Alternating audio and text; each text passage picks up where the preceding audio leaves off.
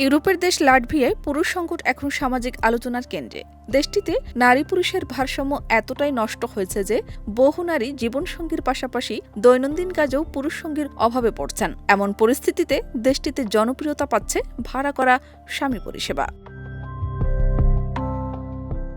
আন্তর্জাতিক সংবাদ মাধ্যমগুলো জানায়, লাটভিয়ায় বর্তমানে পুরুষের তুলনায় নারীর সংখ্যা প্রায় 15.5% বেশি, যা ইউরোপের গড় ব্যবধানের প্রায় 3 গুণ। এই বৈষম্যের ফলে কোনো কোনো পুরুষ একসঙ্গে 10 থেকে 12 জন নারীর কাছ থেকেও বিয়ের প্রস্তাব পাচ্ছেন বলে জানা যায়।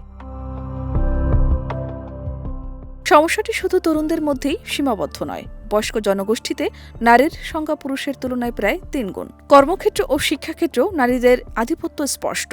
এমন পরিস্থিতিতে বিকল্প সমাধান হিসেবে জনপ্রিয় হয়ে উঠেছে ভাড়া করা স্বামী।